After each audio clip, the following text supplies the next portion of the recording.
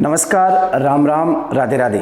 स्वागत है दोस्तों एक बार फिर से आपके अपने इस YouTube चैनल पर। दोस्तों अपन पढ़ रहे थे एनसीईआरटी क्लास 11th ज्योग्राफी और इसमें चैप्टर नंबर 7 अपन पढ़ रहे थे भू आकृतिक प्रक्रियाएं और उनका विकास। इस चैप्टर को अपन डिस्कस कर रहे थे और इस चैप्टर में जो अपना पॉइंट चल रहा था वो था कि नदियों के द्वारा निक्षेपित स्थल रूप कौन कौन से हैं। नदियों के द्वारा अपरदित स्थल रूपों को अपन ने पढ़ा, जिसमें अपन ने पढ़ा विभिन्न प्रकार की घाटियाँ, इसके अलावा जो अधोमुखी या गंभीरभूत विसर्प है उनके बारे में पढ़ा, कंदराएं पढ़ी, इसके अलावा अपन ने जो कैनियन पढ़े, गॉर्ज पढ़े। तो ये क्या थे, अपरदनात्मक आकृतियाँ थी। अब अपन डिस्कस करेंगे नदी के द्वारा निर्मित निक्षेपणात्मक आकृतियाँ। अब नदी के द्वारा जो निक्षेपणात्मक आकृतियाँ बनती है दोस्तों, वो मुख्य रूप से एक तो बनता है जलोढ़ पंख। कौन से पंख? जलोढ़ पंख। एक क्या बनता है? डेल्टा। एक क्या बनता है? बाढ़ के मैदान। और क्या बनता है? प्राकृतिक तटबंध और विसर्पी रोधिका। और एक बनता है नदी विसर्प और एक बनता है गोखुर झीलें। तो इस प्रकार से कुछ 5 प्रकार की आकृतियां बनती है।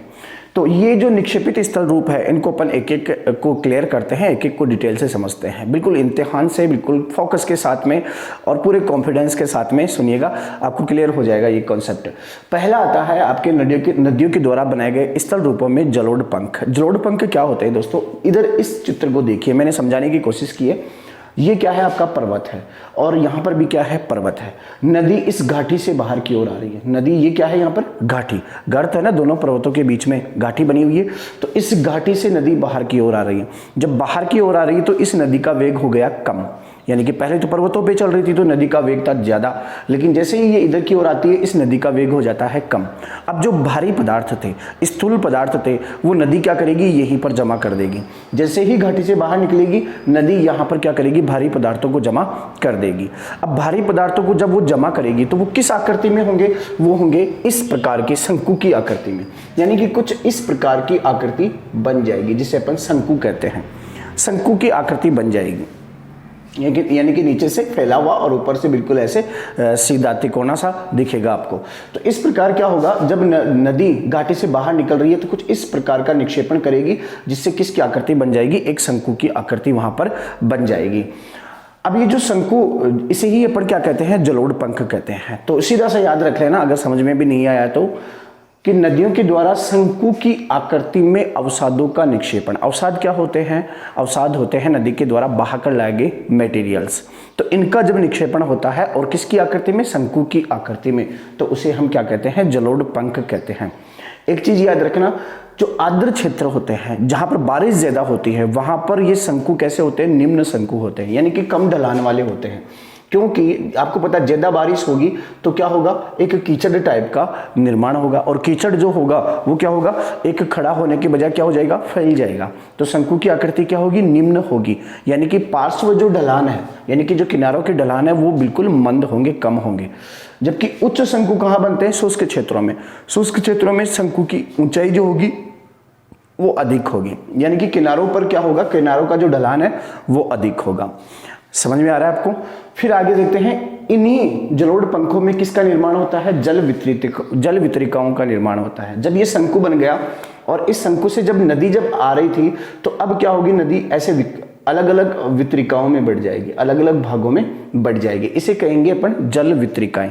जब नदी, सीधा सा एक देखो, जब नदी अलग अलग धाराओं में आकर एक जगह होती है तब तो अपन उसे क्या कह देते हैं? सहायक नदियां। क्या कह देते हैं? जैसे ये मुख्य नदी है, यहाँ पर ये नदी आके मिल रही थी, ये नदी आके मिल रही थी, ये नदी आके मिल रही थी, तो ये इसकी क्या हो जाती है? सहायक नदियां। और सब नदियां मिलकर क्या बन रही है? एक नदी बन रही है।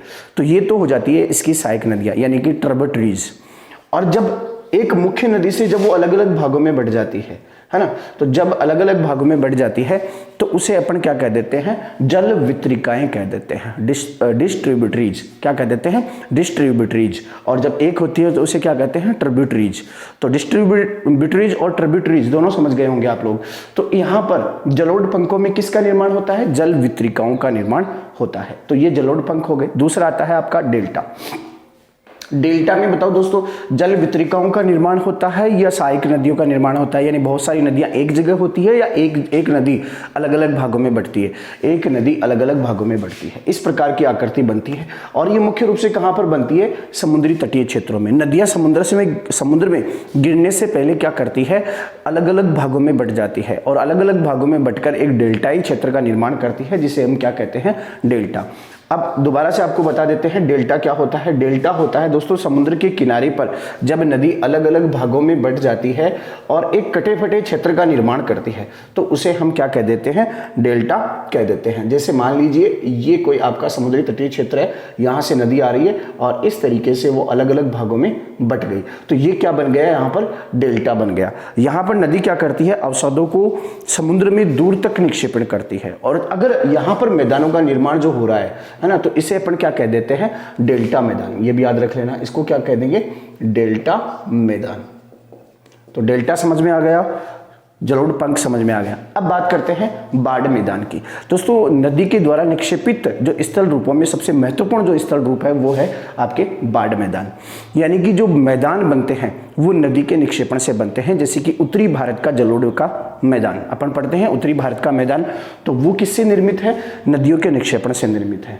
ये मैदान दो प्रकार के होते हैं, एक तो सक्रिय मैदान और एक असक्रिय मैदान। अपन पढ़ते हैं इसे खादर और बंगर। क्लियर है। जब नदी आती है, जब नदी का पानी आता है और उस पानी का जो बहाव है वो तटों में किनारे तक फैलकर निक्षेपण कर देता है, हर वर्ष वहां पर नया निक्षेपण होता रहता है, तो उसे हम क्या कह देते हैं, सक्रिय बाढ़ मैदान। और उस निक्षेपण से ऊपर वाले जो क्षेत्र होते हैं, उन तटों से ऊपर वाले क्षेत्र जहां पर हर वर्ष वहां पर निक्षेपण नहीं हो पाता, तो उसे हम क्या कह देते हैं, असक्रिय बाढ़ का मैदान। इसको दोबारा से समझने की कोशिश करें। जब ये नदी यहाँ से मान लीजिए कोई नदी आ रही है, ये नदी का क्या है, बाढ़ क्षेत्र है, बहाव क्षेत्र है। अब नदी क्या करेगी, इन अपने बहाव क्षेत्र से ऊपर वाले तटों पर यहाँ पर अगर निक्षेपण कर देती है, अवसादों का निक्षेपण करती है, तो ये क्या होता है, सक्रिय मैदान होता है।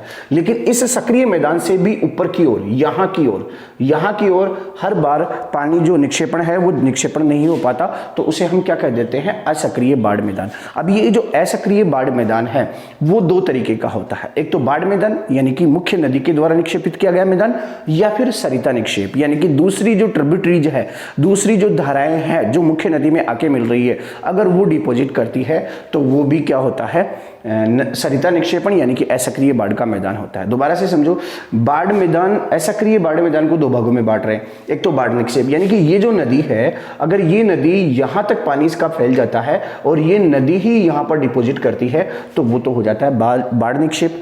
सरिता निक्षेप क्या होता है, जैसे मुख्य नदी है, इसमें यहां से एक नदी आके मिल रही है, तो वो यहां पर अगर डिपॉजिट कर रही है तो उसे हम क्या कह देंगे, सरिता निक्षेप कह देंगे। आगे चलते हैं, प्राकृतिक तटबंध और नदी विसर्प। आप इसको थोड़ा सा अच्छे तरीके से समझिए। अब तक जो थे वो थोड़े से इजी थे, अब थोड़ा सा टफ मैटर है। देखो क्या है, प्राकृतिक तटबंध क्या होता है। तटबंध का मतलब क्या होता है, किनारे। तटबंध का मतलब क्या हो गया, किनारा। जैसे कि मान लीजिए यहाँ से कोई नदी बह रही है, ये नदी बह रही है और यहाँ पर हम किनारे बना दें, दोनों साइड में क्या कर दें, किनारे बना दें।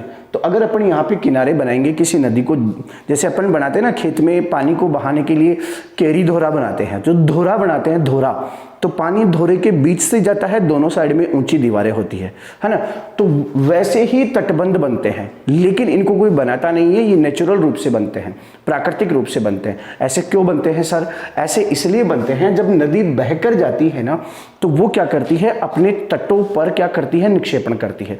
यानी कि नदी जब यहां से बह के जा रही है तो वो क्या कर रही है, इधर और इधर क्या कर रही है, डिपॉजिट कर रही है, जमा कर रही है।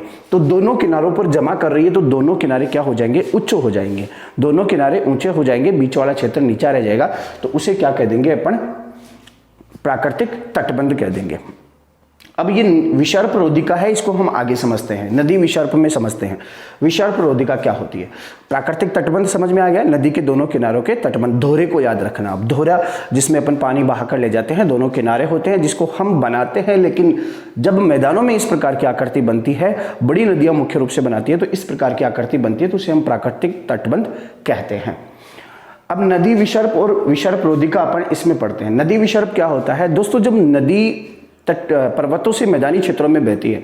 तो मैंने कहा था कि जब नदी पर्वतीय क्षेत्रों से उतर रही तो उसका वेग क्या होगा, ज़्यादा होगा, और वेग ज़्यादा होगा तो वो कटाव कहाँ करेगी, नीचे अधोतल में कटाव करेगी। इस चीज़ को आप बिल्कुल क्लियर रखिएगा कि नदी का जब पानी तेज बहता है तो नदी अपने तल में कटाव करती है, और जब पानी धीमी गति से बहता है तो नदी तल में कटाव न करके किनारों पर कटाव करती है। अब जब नदी किनारों पर कटाव करती है तो क्या करती है कि छोटे छोटे मोड़ भी अगर नदी में होंगे, जैसे मान लीजिए एक नदी थी और इस नदी में इतने ते मोड़ थे, है ना, ये बिल्कुल छोटे छोटे मोड़ थे। अब ये छोटे छोटे मोड़ क्या होगा, जब नदी यहाँ पर बह रही है तो पार्श्व किनारों पर कटाव कर रही है, क्योंकि मैदानों में बह रही है, गति धीमी होगी। तो धीमी गति होने के कारण क्या होगा, इस किनारे पर ऐसे कटाव होता जाएगा, इस किनारे पर क्या होगा, यहाँ पर कटाव होता जाएगा, कटाव होता जाएगा। तो ये नदी किस तरीके से बनती जाएगी, इस तरीके से, फिर आगे इस तरीके से, यानी कि आगे की ओर बढ़ती जाएगी। इधर भी यहाँ पे कैसे बनेगी, इधर की ओर बढ़ती जाएगी। जिस साइड में थोड़ा सा भी कटाव है उस साइड में नदी का झुकाव हो जाएगा, और आखिरकार नदी एक सांप के समान दिखने लग जाएगी ऐसे। और जब इस तरीके से दिखने लग जाएगी तो उसे हम क्या कह देंगे, नदी विसर्प। इसको दोबारा से समझिएगा, जब नदी मैदानों में लूप की आकृति में बहती हो, लूप मतलब सांप जैसी आकृति में बहती हो, तो उसे हम नदी विसर्प कहते हैं। अब नदी ऐसे क्यों बहती है भाई मैदानों में, इसके 3 कारण हैं। एक कारण तो मैंने आपको बता दिया कि नदी का पार्श्व तटों पर अधिक कटाव, यानी कि नदी का किनारों पर ज़्यादा कटाव होना। अभी नदी का किनारों पर ज़्यादा कटाव क्यों होता है, क्योंकि मैदानों में नदी की गति धीमी होती है, इसलिए वो तल में कटाव न करके किनारों पर कटाव करती है। दूसरा कारण क्या है, तटों पर निक्षेपण। अभी अपन ने देखा प्राकृतिक तटबंध, यानी कि जब नदी बहती है तो वो अपने तटों पर क्या करती है, निक्षेपण करती है। तो एक तटों पर निक्षेपण होने की वजह से भी ऐसे लूप जैसी आकृति बनती है, विसर्प जैसी आकृति बनती है। और एक होता है कोरियोलिस बल। कोरियोलिस बल क्या होता है सर, ये तो अलग ही चीज आ गई, ये अलग चीज नहीं है, ये अपन पढ़ेंगे। कोरियोलिस बल होता है पृथ्वी के घूर्णन से, अपनी जगह घूर्णन से जो बल लगता है, जो धक्का लगता है, उसे हम कहते हैं कोरियोलिस बल। यानी कि जैसे मान लीजिए आप थाली लेते हैं और थाली में अगर पानी भर लेते हैं, एक प्लेट लेते हैं, प्लेट में पानी भर लेते हैं, अब उस प्लेट को हम आगे की ओर ऐसे धक्का मारेंगे तो क्या पानी भी उसके साथ साथ गति करेगा, क्या नहीं करेगा। पानी कहाँ होगा, पीछे वाले किनारे की ओर धक्का मारेगा और हो सकता है अपने ऊपर भी आ जाए। थाली में ऐसे पानी भर के ऐसे करेंगे तो पानी अपने ऊपर आएगा, यानी कि उस थाली के साथ गति नहीं कर पाएगा। तो पृथ्वी के घूर्णन से जो बल लगता है उसे कोरियोलिस बल कहते हैं। और हवा और पानी जो होते हैं वो स्थल के साथ साथ क्या कर नहीं सकते, स्थल के साथ साथ गति नहीं कर सकते, इसलिए उनमें एक धक्का लगता है। तो उस धक्के लगने की वजह से क्या होता है, नदी किनारों पर कटाव करने लगती है। नदी का पानी जो है एक किनारे की ओर धक्का मारेगा तो नदी में क्या होगा, कटाव होगा। इस वजह से नदी विसर्प की आकृति बनेगी। समझ में आ गया है यहाँ तक। अब 1-2 चीजें और देखो, ये मिएंडर्स आप देख रहे हैं, मिएंडर्स मतलब नदी विसर्पी होता है। लूप जैसी आकृति बोल सकते हैं, सांप जैसी आकृति बोल सकते हैं, मिएंडर्स बोल सकते हैं, या फिर नदी विसर्प बोल सकते हैं। जब ये नदी इस तरीके से बह रही है तो 2 चीजें याद रखना। एक तो इधर वाला जो किनारा होगा, बाहर वाला जो किनारा होगा उसे उत्तल किनारा बोलेंगे। क्या बोलेंगे, उत्तल किनारा। और अंदर वाला जो किनारा होगा उसे क्या बोलेंगे, अवतल किनारा। क्या बोलेंगे, अवतल किनारा। तो एक चीज ध्यान रखना, नदी जो है वो कटाव कौन से किनारे पे करेगी और निक्षेपण कौन से किनारे पे करेगी। अभी अपन पढ़ रहे थे कि दोस्तों जो नदी है मैदान पर्वतों से आ रही है तो वो कंकड़ पत्थर अपने साथ बहाकर ला रही है, मैदानों में जमा कर रही है। यहाँ तक क्लियर था। अब नदी जो है जब मैदानों में बहती है तब मैदानों में बहती हुई एक किनारे पर कटाव और एक किनारे पर जमाव करती है। ऐसा भी होता है क्या, जी बिल्कुल होता है। अगर आपने देखा होगा अपने खेत में पानी बहकर जा रहा है तो पानी जब धोरे से बहकर जा रहा है तब वो क्या होता है कि एक किनारे में कटाव कर देता है और दूसरे किनारे पर मिट्टी जमा हो जाती है। यानी कि जो इधर से पानी काट मिट्टी को हटा हटा के इधर जमा कर रहा है, यानी कि वृत्ताकार रूप से क्या हो रहा है, पानी अंदर घूम के आगे जा रहा है वृत्ताकार रूप से। तो इधर से मिट्टी उठाएगा, इधर जमा करके, फिर इधर से उठाएगा, फिर इधर जमा करके। तो ये क्या होता है, पानी जब इधर से ऐसे जा रहा है तो इस साइड से तो करता है कटाव, यानी कि उत्तल साइड, उत्तल किनारे से क्या करेगा, कटाव करेगा, और अवतल किनारे पर क्या करेगा, इस मिट्टी को इधर जमा करता जाएगा। यानी कि इधर से मिट्टी उठाएगा, इधर जमा करेगा। जब इधर से मिट्टी उठाएगा तो क्या होगा, इसकी आकृति और आगे तक बढ़ती जाएगी, यानी कि ये विसर्प आगे तक बढ़ता जाएगा। समझ गए हो ना। यानी कि निक्षेपण कहाँ होता है, अवतल किनारे पर, और कटाव यानी कि अपर्दन कहाँ होता है, उत्तल किनारे पर। तो इस तरीके से ये विसर्प की आकृति बनती है। फिर धीरे धीरे क्या होता है, जब ये आकृति और गहराई में जाती हो, अब बताओ यहाँ पे कहाँ होगा कटाव, इस किनारे पे कटाव होगा और यहाँ पर क्या होगा, जमाव होगा। तो ये जब इधर कटाव करते जाएगी तो ये नदी क्या होगी, बिल्कुल पास में से, ऐसे बिल्कुल पास में से आ जाएगी धीरे धीरे, और ऐसे पास में आते आते एक दिन क्या होगा, इस नदी के संपर्क में आ जाएगी, यानी कि अपनी ही नदी का जो पीछे वाला भाग था इसके संपर्क में आ जाएगी। और इसके जब संपर्क में आएगी तो ये नदी क्या होगी, फिर ऐसे घूमकर बहने के बजाय कहाँ हो जाएगी, सीधी बहने लग जाएगी ना। तो इधर घूमकर नहीं आएगी, मतलब ये जो क्षेत्र था ये अब क्या हो गया, इससे अलग थलग हो गया। अब इससे अलग थलग हो गया और इस क्षेत्र में पानी भरा का भरा रह गया। अब यह जो झील बनी, एक झील बन गई ना यहाँ पर, देखिए इसकी आकृति कैसी है, इसकी आकृति है गाय के खुर के समान। किसके समान, गाय के खुर के समान। इसलिए इस झील को अपन क्या कह देते हैं, गोखुर झील। क्या कह देते हैं, गोखुर झील, या फिर झाड़न झील भी कहते हैं इसे, झाड़न झील। ये याद रखना है आपको, गोखुर झील या झाड़न झील। जब नदी विसर्प बनता है और नदी विसर्प में जब कटाव होता रहता है, अधोमुखी कटाव होता रहता है, तो जब पीछे वाले जो किनारे हैं वो कटाव करते करते क्या होंगे, एक दिन आपस में मिल जाएंगे। एक बार और बता रहा हूं, जैसे ये नदी विसर्प है, अब क्या होगा, इसमें यहां से इधर से कटाव होगा और इसमें इधर से कटाव होगा।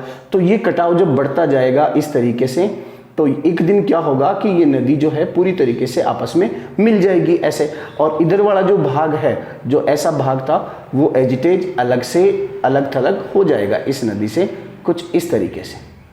और इस तरीके से जब ये बहाव अलग होगा तो इसे अपन क्या कह देंगे, झाड़न झील या गोखुर झील के नाम से जाना जाएगा। तो दोस्तों ये थे नदियों के द्वारा निक्षेपित स्थल रूप। आई थिंक आपको समझ में आ गए होंगे। अगर समझ में आए हैं तो दोस्तों एक काम कीजिए ना, अपने सहपाठियों को शेयर कीजिए, क्योंकि जितनी मैं अपेक्षाएं रहता हूं उतना हो नहीं पा रहा है। जितना आप जुड़ेंगे मेरे से, जितने बच्चों को जोड़ेंगे मेरे में, उतना ही मोटिवेशन आएगा और उतना ही मैं स्पीडली आपका सिलेबस करवा पाऊंगा। लेकिन ये मैं कहता हूँ कि आपका पूरा सिलेबस मैं ज्योग्राफी का करवा दूंगा, आई एम श्योर, और मैं ये गारंटी भी देता हूँ। एक चीज़ और देख लो, एक चीज़ अपनी जो एनसीईआरटी में नहीं है लेकिन ये जो है इम्पोर्टेंट है, जो नदी के निक्षेपण से ही बनती है। और वो नदी के निक्षेपण से कैसे बनती है, जब देखो नदी जैसे यहाँ से बह रही है, जब नदी यहाँ से बह रही है तो ये क्या होती है कि कभी कभार क्या होती है, नदी अपने यहाँ पर बीच वाले भाग में जमा करती है। कभी कभार वैसे तो पार्श्व किनारों पर, तटों पर जमा करती है, लेकिन कभी कभार क्या हो जाती है, बीच में जमा करती है। तो ऐसे बीच में जमा करने पर भी नदी क्या होती है, दो भागों में बट जाती है। दो भागों में बट रही है ना यहाँ पे, जब यहाँ पे डिपोजिशन हो रहा है तो एक धारा, फिर यहाँ पे ये भाग ऊंचा भाग हो गया, क्या हो गया, ऊंचा हो गया, और जो पानी है वो एक तो इधर से बहने लग गया, एक इधर से बहने लग गया। तो इस प्रकार की आकृति भी कभी कभार बन जाती है, और जिससे क्या होता है, नदीय तट, वो नदीय द्वीपों का निर्माण भी हो जाता है। इस प्रकार से नदीय द्वीपों का निर्माण भी हो जाता है। तो दोस्तों ये हो गया आपके नदी के द्वारा निर्मित स्थल रूपों की प्रमुख आकृतियां, जिनको हमने क्लियर कर लिया। अब नेक्स्ट वीडियो में पढ़ेंगे अपन भौम जल के द्वारा निर्मित अपरदित व स्थल रूपों के बारे में, और एक ही वीडियो में इसे कंप्लीट करेंगे, चाहे से वो 40 मिनट का हो चाहे से 30 मिनट का, क्योंकि आप बार बार जो है कंफ्यूज हो जाते हैं, आपको नेक्स्ट वीडियो नहीं मिलता, पीछे वाला वीडियो नहीं मिलता। लेकिन अब जो है एक टॉपिक एक वीडियो है ना। और दूसरा यह है कि इस वीडियो के डिस्क्रिप्शन बॉक्स में आपको जो है पीछे वाले वीडियो के लिंक्स भी मिल जाएंगे, साथ ही जो है इंस्टाग्राम लिंक भी मिल जाएगा, तो वहाँ पर भी आप मुझे फॉलो कर सकते हैं। ओके दोस्तों, thank you so much, bye bye.